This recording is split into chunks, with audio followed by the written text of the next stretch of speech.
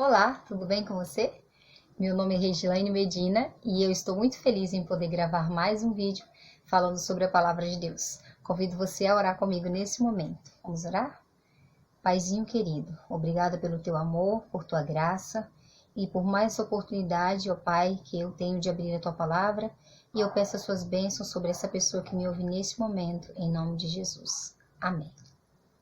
Hoje é o nosso 6º tema, tá bom? Temos aí mais 5 vídeos que foram falados também a assuntos diversos. E se você tiver interesse, você pode pesquisar lá no YouTube, Regilaine Medina, e vai estar lá os outros estudos, tá bom? Hoje nós iremos falar sobre os sinais da volta de Cristo, tá? E, assim, Jesus, ele deixou claro, tanto para os discípulos como para nós, que ninguém sabe o dia e nem a hora da vinda do Filho do Homem. Eu estou aqui com o cachorro que ele não para de latir, o cachorro da vizinha, tá? Você vai ouvir alguns latidinhos aí às vezes. E ele tá latindo desde cedo, tentando gravar o vídeo, mas não tá tendo como, ele não para de latir. Mas, voltando ao nosso assunto, Jesus, ele falou para os discípulos alguns sinais que aconteceriam, mostrando para eles e também para nós que estaria perto aí a volta de Jesus, tá bom? Então eu convido você a abrir a sua Bíblia em Mateus capítulo 24, que nesse capítulo Jesus detalha ali alguns sinais. Mateus 24, verso 1, fala assim: tendo Jesus saído do templo, ia se retirando quando se aproximaram dele os seus discípulos para lhe mostrar as construções do templo. Ele, porém, lhe disse: Vede, porém,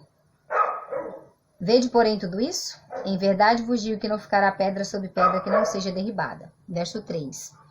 No Monte das Oliveiras achava-se Jesus assentado quando se aproximou dele os discípulos em particular e lhes pediram: Dize-nos quando sucederão essas coisas e que sinal haverá da tua vinda e da consumação dos séculos? Então os discípulos estavam preocupados. E aí, Senhor, quando é que vai acontecer essas coisas?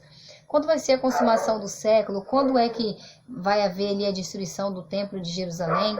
Então Jesus descreveu ali alguns sinais, alguns que se cumpriram tanto no tempo deles, como também tem se cumprido, né? Muitos já se cumpriram e continuarão se cumprindo até a volta de Cristo. Então vamos analisar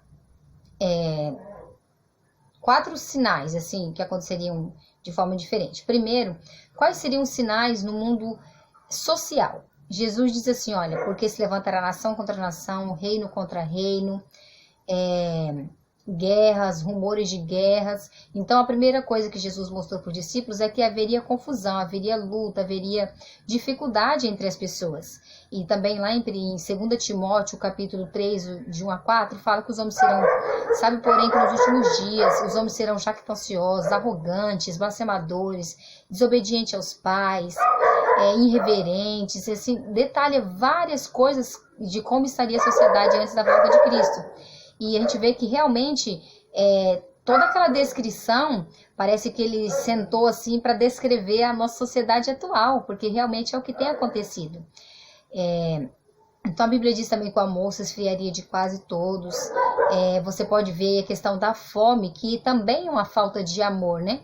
Porque o nosso mundo tem estrutura para que todas as pessoas pudessem ter o mínimo para sua subsistência. Mas a questão é que a riqueza está acumulada nas mãos de poucas pessoas, enquanto muitos têm pouquíssimo para viver. Enfim, esse é um relato exato da nossa sociedade. Mas a Bíblia também diz que aconteceriam sinais na natureza, por exemplo, terremotos em vários lugares. Jesus também relata sobre o escurecimento do sol e da lua, sinais que já aconteceram, e também a queda das estrelas, né?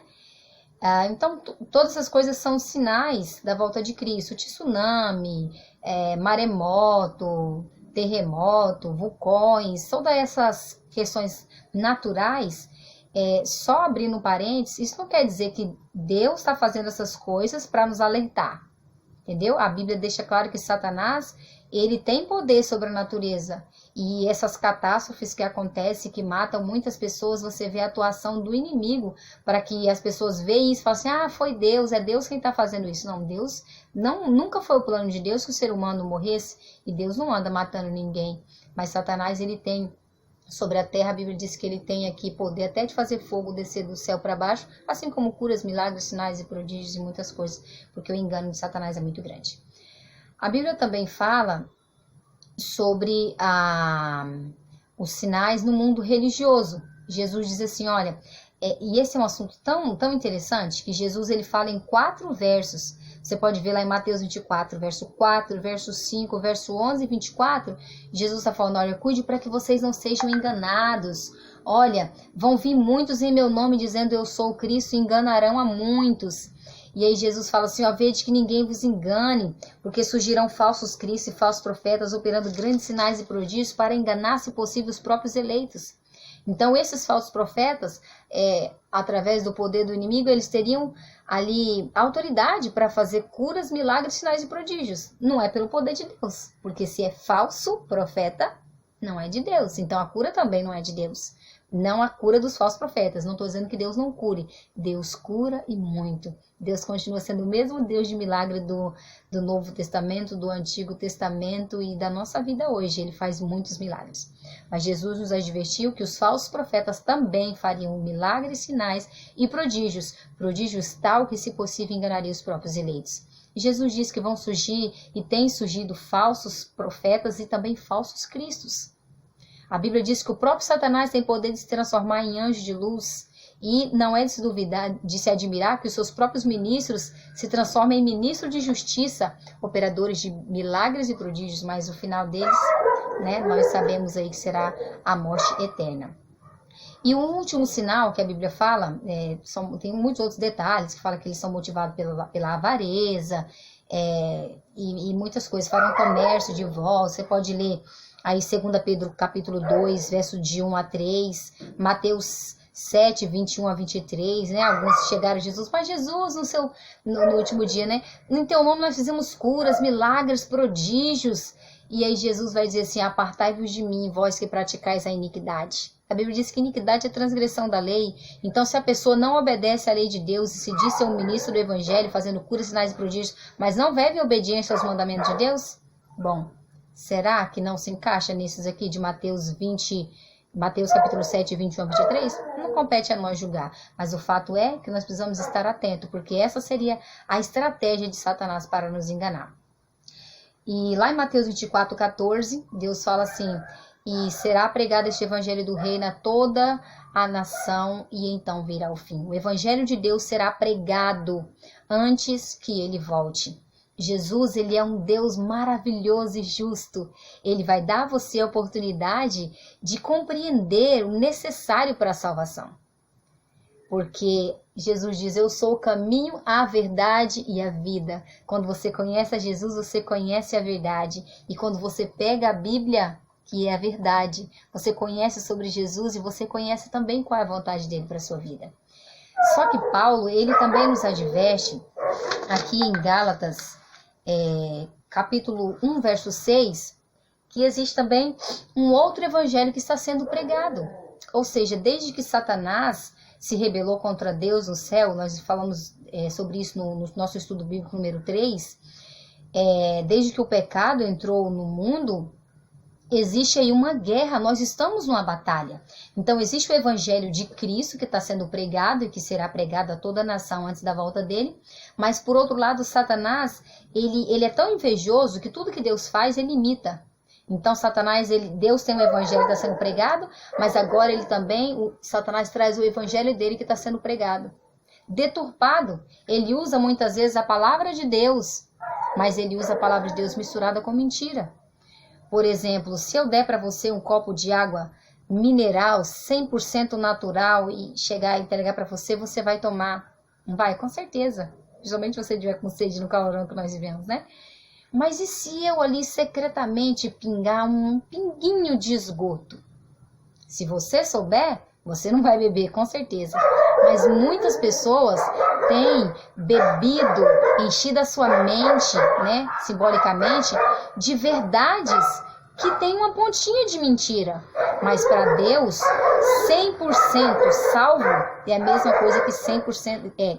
99% salvo é a mesma coisa que 100% perdido. 99% de verdade, mas 1% de mentira, já é uma mentira completa, porque Deus não tem nada a ver com mentira. Então nós vemos aí qual que é a forma correta. Como que eu posso saber então, já que existe tantos pregadores, estou eu aqui, Regiane Medina, o que você pode saber se eu não estou falando, sendo usada pelo inimigo, por exemplo? Lá na Bíblia, em Mateus, deixa eu ver se é Mateus, não, João 7,17 diz assim: se alguém quer fazer a vontade dele, conhecerá a respeito da doutrina, se ela vem de Deus ou se eu falo de mim mesma. De mim mesmo. Então, se alguém quer fazer a vontade de Deus, se o seu desejo é fazer a vontade de Deus, conheça a respeito da doutrina. Vai atrás para saber se aquilo que você crê desde pequeno, que aquilo que foi ensinado para você é verdade ou não, se está de acordo com a Bíblia ou não. Porque nós não estamos aqui, não devemos estar para seguir pessoas. Mas se nós nos dizemos ser cristãos, é a Cristo que nós devemos seguir. É a Ele que nós devemos buscar. É as orientações dEle que nós devemos conhecer e desejar seguir, buscar seguir pelo poder do Espírito Santo. Que você possa realmente, que possa ter sido uma reflexão interessante para você. Só que assim, só mais um textinho aqui. Lá em Isaías 28:10 diz assim: porque é preceito sobre preceito, preceito mais preceito, regra sobre regra, regra e mais regra, um pouco aqui, um pouco ali. Eu falei sobre isso no primeiro estudo, a forma correta de estudarmos a Bíblia, né? É um pouquinho aqui e um pouquinho ali. Você fala, eu quero saber sobre a morte. Eu vou ter que ver o que cada autor falou, são os 40 autores ali, falou sobre esse assunto, aqueles que falaram. E aí, eu juntando um pouquinho de cada um, eu vou entender qual que é a doutrina sobre aquele assunto, tá bom? Agora, se todos os sinais se cumpriram, por que Jesus ainda não veio? Olha que lindo esse verso, gente. Aqui que eu disse, 2 Pedro 3, verso 9. Jesus diz assim, olha, 2 Pedro 3, verso 9. Eu vou abrir aqui minha Bíblia, peço que você abrir também. 2 Pedro 3, verso 9, olha para você ver o que diz. Diz assim, ó. Não retarda o Senhor a sua promessa, como alguns a julgam demorada. Pelo contrário, ele é longâmino para conosco, não querendo que nenhum pereça, senão que todos cheguem ao arrependimento. Não retarda o Senhor a sua vinda, como alguns a julgam demorada. Eu sei. Talvez você fale assim, nossa, mas há quanto tempo é pregado isso, é falado sobre a volta de Jesus e Jesus ainda não veio? Mas imagina, se Jesus tivesse voltado ontem, você estaria pronto? Se Jesus voltar agora, você está pronto? Jesus não retarda a sua vinda, mas o desejo dele é que todos cheguem ao arrependimento, que todos nós tomamos a nossa decisão. Jesus, ele te ama. E ele deixou descrito que aconteceriam esses sinais porque ele é onisciente, ele sabia tudo que iria acontecer antes da volta dele. Não é ele que causa essas coisas, mas ele, sabendo que isso iria acontecer antes da volta dele, ele deixou claro para que você acordasse. Acorda, desperta, Jesus está perto de voltar. E o que ele disse que você deve fazer quando vê esses sinais? Quando verdes essas coisas acontecerem, ergam as vossas cabeças, porque a vossa redenção se aproxima. Isso está escrito lá em Lucas 21, verso 28.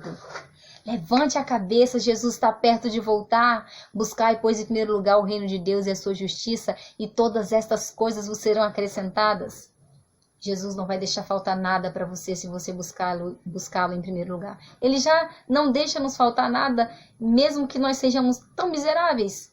Imagina quando você se decide a estar do lado dele. Isso não quer dizer que você não vai ter dificuldades, porque ele disse que no mundo a gente teria aflição. Mas que é para nós ter bom ânimo, porque ele venceu o mundo e ele está aqui para te ajudar.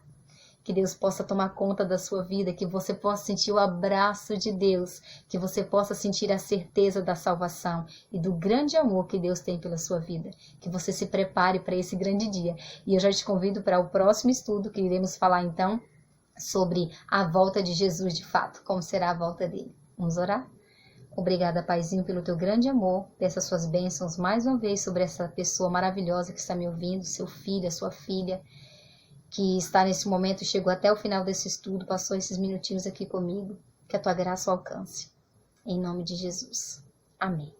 Que Deus te abençoe e até o nosso próximo estudo, falando então sobre a volta de Jesus.